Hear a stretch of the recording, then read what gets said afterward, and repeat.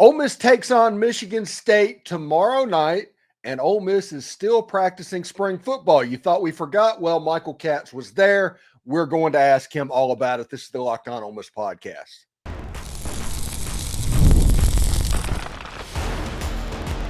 You are Locked On Ole Miss, your daily podcast on the Ole Miss Rebels. Part of the Locked On Podcast Network, your team every day. Hello, I'm Steven Willis. He is Michael Katz from the Northeast Mississippi Tupelo Daily Journal. And, you know, Michael, this is really interesting because no matter what happens, Ole Miss is officially playing with house money at this moment because even if Ole Miss loses to Michigan State, they have equaled their greatest run in the history of the basketball program. So that means momentum is happening regardless. But if Ole Miss were to win this game against Michigan State and hit an Elite Eight, you have to think transfer portal and recruiting would just skyrocket. Oh, 100%. I mean, I think with the way social media is and just the way that the tournament works now, just in terms of viewing and all that stuff, I imagine the Ole Miss basketball program has had a pretty big boost this last week or so, just with the way they've won, the games they've played in. Again, there's a lot of firsts going on, and when a lot of firsts, or maybe not first, but a lot of things that haven't happened a lot at Ole Miss. When those sorts of things happen, they tend to spread, and people know, and a lot of different accounts pick it up, and the Tim Doyle stuff. There are a lot of things that have been working for Ole Miss these last couple of days, just in terms of getting the message out about what the program is, and again, it's a pretty remarkable time in the Ole Miss basketball program. Yeah, and we all know what Tim Doyle did, calling Ole Miss the frauds of the tournament and all that, and then doubling down before Iowa State and all that. And then he apologized, and that seemingly went away. And then Andy Katz decided, you know what? Wait a second. I need to get in on this as well, and ranked Ole Miss 16th out of 16 teams in the Sweet 16, even though that Ole Miss is 2-0 against Arkansas, beat Kentucky, beat Alabama, beat Tennessee. Ole Miss still 16th on the list. That makes no sense to me. Well, someone's got to be last, right? So I guess they figure might as well put the team that everybody's been trashing on anyway, or I guess that one guy has been trashing on a lot. Yeah, I don't know. I think ranking seeds is always an interesting proposition because they're obviously all very good teams, and I don't know how you can necessarily, one, when you have head-to-head stuff, that's pretty remarkable to put them last. Yes. But two, there's not other than obviously the SEC teams. There's a lot of them, but the ones outside of the SEC, like how are you going to match data points with teams that haven't played against them or play a different style of ball, have played different sorts of games in the tournament? It's an interesting exercise. A lot of mental gymnastics this time of year. Yeah, it should be interesting to see what happens. Are you driving over to Atlanta or are you flying? I'm driving. This is a drive. Okay, this is a drive. You're heading out, I guess, as we're recording this, as it airs, you're heading out today because that would be Thursday. What are your expectations when you get to Atlanta? What are you expecting to see? Because Michigan and Michigan State are in the same city with a chance to play basically a doomsday game. Like, that would be an Ole Miss Mississippi State game in an event like that. It would be a doomsday game. You have Auburn, who's just a couple hours down the road, who's going to absolutely take over Atlanta. And it might cost a little bit of money, but on my Discord server, somebody said, yeah, I just dropped $5,000 on tickets. And Ole Miss people are going to go. They're going to take the opportunity to see this, whether you think it's a good idea or not. I think Atlanta has a chance to be very festival-like this weekend.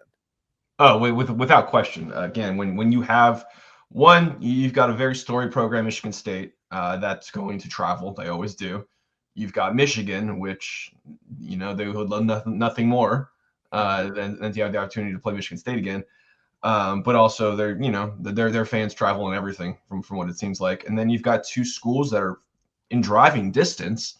And I think you've also got, Ole Miss had a really good turnout in Milwaukee, but I think the opportunity, this one's just so much closer and easier to navigate that if you weren't able to go see them in Milwaukee, well, here's your opportunity, and yeah, it's going to be expensive, but this is a day trip as opposed to a whole insane itinerary that flying can require. So I think it's going to be packed. I honestly I know there's going to be a lot of Auburn. There's always a lot of Auburn. It always feels like they take over wherever they go, and especially with them being the number 1 overall seed and the expectations for them. But I think we're going to see a lot of the other teams, and I think there's going to be a really I can't imagine that there's not a great Ole Miss turnout just based on proximity and just the enthusiasm around the program. The first couple of rounds, it's a little bit weird. It can kind of seem neutral at times, and not all the seats are filled at those first couple round games. But I think it's going to be hard to find an empty seat at these ones. So this is an interesting dichotomy, and we're going to talk more about some of the betting props because you can bet on anything in these NCAA tournament games. It's absolutely nuts. But if you just want to look at the main betting line, Michigan State's favored by 3.5 points. That's roughly a possession game. Nobody is betting on Ole Miss to win this game. And one of the betting services in Vegas talked about, hey, the least bet on team in the Sweet 16 is Ole Miss, but the line isn't moving. It's that situation again to where all the money seems to be coming in on Michigan State. The line's not moving. And that lets me think that, hey, Vegas knows something. I think Ole Miss being the hot team and what they did last weekend, that plays a lot into this. But it's interesting that nobody is actually betting on Ole Miss to cover that spread, but that spread is the lowest spread of all the teams in the Sweet 16.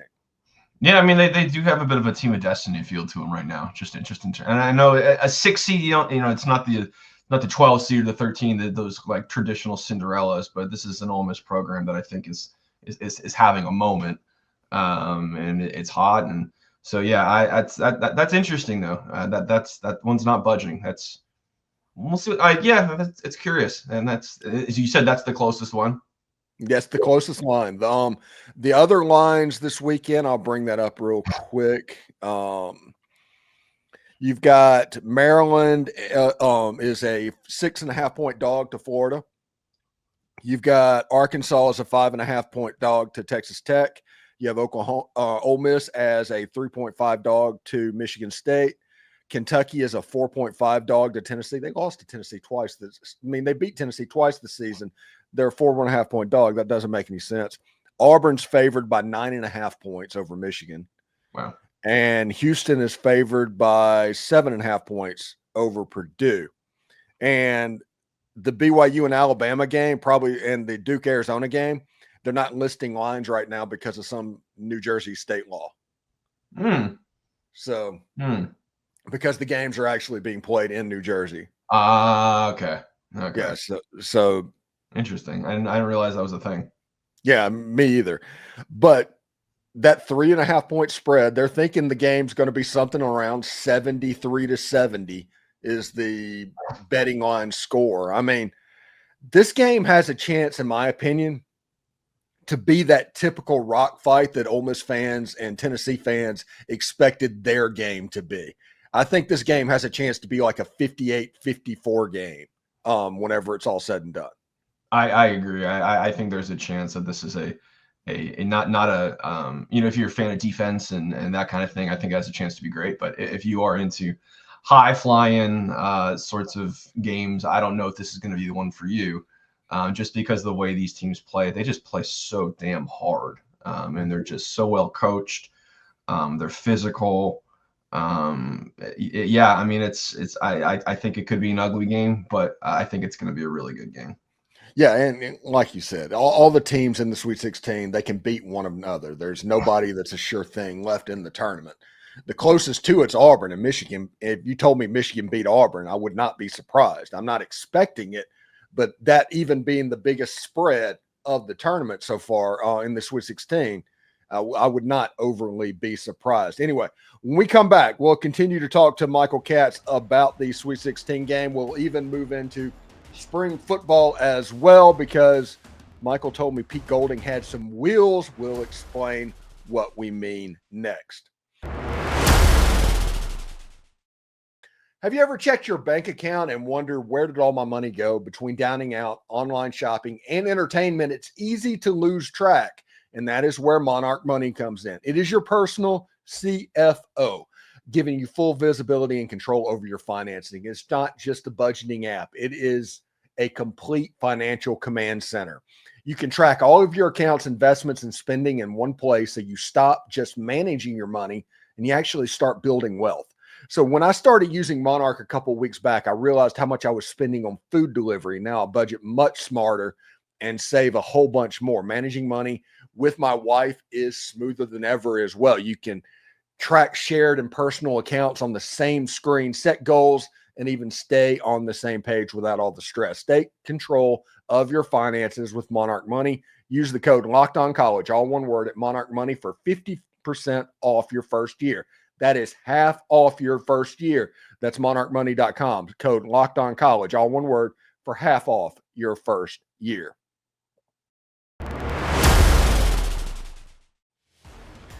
So let's go back to Michael. Okay, we're going to look at some interesting props that FanDuel has for this game. I think it's fun because there's a very much a Super Bowl feel to these games because you can bet on just about anything. Now, you can't bet on the Gatorade because I don't think they're going to be dumping that on the floor, but you know, we'll see how it goes. For instance, Sean Pedulla is the betting leader to score over 25 points in this ball game at +8, at 8-1 to score 25 points in the game. You look at rebounds, for instance, Malik Dia and Dre Davis at 12 plus rebounds in the game. They're only plus 1,300. That's interesting. And there's not necessarily Michigan State people on the list at 12 plus rebounds. And seeing stuff like that gets my attention. To record 10 plus assists, Jeremy Fears, which we talked off air, that's the brother of Jeremiah Fears from Oklahoma. He is at plus 1240 to have 10 plus assists in this game. So you just look at all of this stuff. The over-under on Malik Dia points is 10.5 points. The over-under on Sean Pedulla, 15.5 points. It's really cool that all of these betting props are basically out there. Yeah, I mean, it's, again, like you said, it's got that Super Bowl feel when you get to this time of the year, and there's only so many teams and players left. You can do these sorts of things. The one for Pedulla for 25 is interesting. I think if anyone is going to do it, I think it's got to be him, right? Yeah, it's either him. If there's a betting prop on there where you can pick the team that wins the game and the player that scores 25 plus points a game, because like I said, you can bet on absolutely everything in this one. And Ole Miss to win the game and Sean Pedulla to score 25 plus points is plus 1,400 or 14-1. That's pretty good odds. That's actually a decent value pick there. And then the other one is Michigan State to win and Jace Richardson to score 25 plus points is plus 1,200. So that'd be 12-1. So it's a little bit better odds, but not really enough to matter. Yeah, no, it is funny though, because we were just talking about how this could be a rock fight. So I don't know if anyone's going to be scoring 25 points. This could be close to maybe a 15 or 12. But it's hard for me not to see Sean Pedulla leading the team and scoring whatever that may look like. Yeah, and then you talk about 15 points. We got that prop too. Player to score 15 plus points and a team win the game. The best odds on there are Ole Miss to win and Sean Pedulla to score 15 points is the leader in the clubhouse for that one. So if Sean Pedulla goes off a little bit, they think Ole Miss is they think the key to this game, if you look at Vegas, is going to be Michigan State D'ing up Sean Pedulla. Sean Pedulla's having a moment right now, isn't he? Yeah. He really is. I talked about before last weekend that he had a chance to be kind of the story of the tournament and kind of become in that same echelon of where Marshall Henderson is. I get there's multiple years of that. And him hitting that shot against North Carolina and following that up with such a dominant performance against Iowa State. If Ole Miss beats Michigan State, everybody needs to get ready all weekend to have Sean Pedulla stories. It's going to be on like the road to the Final Four thing that they do with the TNT sports guys talking about just all weekend on repeat. He's just cold, man. He's just he just does not. No moment's too big for him, and he's just always willing to pull the trigger. You got to respect the way he plays, and he's just so calm, and he's he'll celebrate after a big shot, and that's to be expected. But you talk to him after the game, and he's just the same. He's so even keeled. And I think you need guys like that this time of year. He is the type of thing, like he's the type of person that like March Madness, like people get elevated, right? Like you learn about people for the first time. Like this is Sean Pedulla's. If you didn't know about Sean, he wasn't, the SEC's got so many good players. He wasn't one that necessarily always came to mind for people. But now everybody knows. Antonio Brown's tweeting about him. He's got memes. Everybody knows Sean Pedulla now. I think that's part of what makes the tournament really cool. Yeah, he hasn't gotten the tweet from LeBron James yet where he did about Marshall Henderson saying he had the greenest light in history, which he did. Yes. But yeah, he is going pretty well. And changing the subject a little bit here, spring practice is going on right now. It's weird because this week Ole Miss is a basketball school. So everybody's focused on basketball. But yes, Ole Miss is in the middle of spring practice. They're in their second week. And the big thing that came out of spring practice yesterday is Pete Golding basically channeled his inner Vince Young. There's a horrible defensive end play. That guy should be ashamed. He should never cut inside. Pete Golding got to the corner relatively easily. And that's pretty much the story of spring practice right now, right? Yeah, that's actually what happened in the Vince Young game. The end got sucked in. So I was having flashbacks of 2006 Rose Bowl as Pete broke the pocket. They were doing like a staff. There's like a whole drive, but that was the last play. That was the fourth down play. And I was like, man, Pete's gonna put on a show. He always puts on a show. He's a stunningly good athlete. And Lane will be the first to say it. Lane loved talking about that one yesterday. But yeah, he broke the pocket. He got those twinkle toes extended. I was just blessed to have seen it as up close as I did. That was pretty special. Yeah, normally you have to pay a little bit extra money to have seats that well. Is that good? Absolutely. No, this was one of the moments you're grateful for. All right, when we come back, we're actually going to talk about spring football and what's going on when we come back. But first, I do want to let you know about, the new Nissan Armada Pro 4X. We're all about stats because stats and numbers do not lie. When it comes to the all-new Nissan Armada Pro 4X, the numbers are on an MVP level. With the ability to tow up to 8,500 pounds, it can quite literally carry all of the North Carolina and Iowa State tiers of the whole fan base, plus the team, plus the gear, wherever you need to go. It is powered by a twin-turbo V6 engine, delivering the strength and performance to handle highways, back roads, and everything in between. And with room up to 8 people, the Armada Pro 4X is built for big crews, big adventures, and even bigger memories. Whether you're exploring off-road trails or rolling up to the arena, the Armada Pro 4X brings power, versatility, and style wherever you go. So take your adventures to new heights in the all-new Nissan Armada Pro 4X. Learn more at nissanusa.com. The NCAA tournament is here, and so is the Bracket Breakdown. Locked On Podcast Network and Amazon Fire TV channels are teaming up to deliver NCAA tournament coverage like never before. Watch studio shows featuring former players and Locked On's local experts as they guide you through every upset, buzzer beater, and bracket matchup. Stream it all for free on Amazon Fire TV channel. Search Bracket Breakdown to see it all for free. It's your team every day.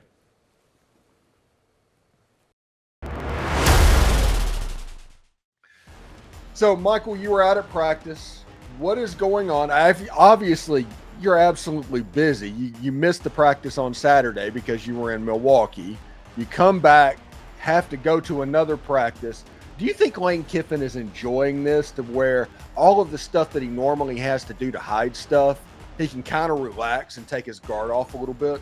Yeah, honestly, there were maybe like 4 of us there yesterday. And we were just all we were so tired because we all got in pretty late the night before. Lane walked in yesterday. He's like, big crowd, just like very, very subtly. because he realized it was not a full, not the full media core. But yeah, I mean, listen, spring ball is always, I think a lot of people and coaches take it with a grain of salt in terms of what you're really getting out of it, other than seeing the new bodies and seeing what you have inventory wise. But yeah, I have to think it's got to be pretty nice for Lane that he's not going to be getting all of the questions that he might normally, because they are right now, even as far as football is concerned, there's pro day Friday. Like they are on the very back burner of pretty much everything going on at Ole Miss right now. Oh my goodness, I forgot about that. The biggest pro day in the history of Ole Miss None of us football, will be there. and nobody is going to be there. Oh my goodness. Well, it'll be broadcast on NFL Network. They're going to get the exposure that they need, but what Ole Miss was expecting as far as that big press corps, no, there's going to be people doing other things that day. Yeah, no, I was actually pretty bummed about that one. I was really looking forward to seeing all the teams that were there and catching up with Jackson and Jared Ivey and all those guys. They were on campus. We saw a couple of them yesterday. I saw Trey Harris and Walter Nolan, and they're all coming back for this. And so it's I know you can't ever control the calendar and the odds of when you schedule a pro day of Ole Miss still playing both basketball teams were pretty low, just in terms of, for playing the historic odds game. But it happens. So it's unfortunate, but it'll be a cool moment for them regardless. I think there's going to be a ton of NFL personnel here. Listen, I'm sure everything has changed whenever we talk this, but 20 years ago, whenever I was the video coordinator at Ole Miss, and I was there when Patrick Willis was there. So it was obviously a very eagerly anticipated pro day as well. After that pro day, I sold copies of the pro day footage to NFL GMs, to NFL teams.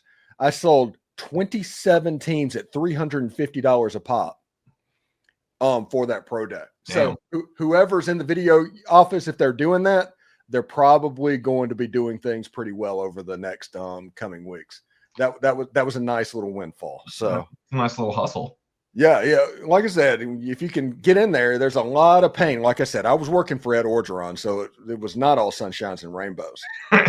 But there were certain little perks that got on you. It's like, okay, we can have this. But coaches have their football camp, video guys have their pro day, and they kind of own that footage and things like that. So yeah, I don't even know if they do that anymore, but back in the day, yeah, that was a nice little racket we had. That's funny. So we are in passes on air season, by the way. And for anybody that is curious, whenever spring football happens and the NFL draft, you're going to see a ton of passes on air, and they're going to tell you exactly why this makes this quarterback such a great quarterback. Yesterday, it was Arch Manning.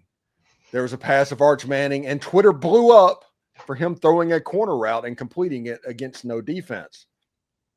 How has Ole Miss looked in the passes on air category? Well, I mean, great. I mean, Austin Simmons, we know he can spin it, and it's going to look pretty.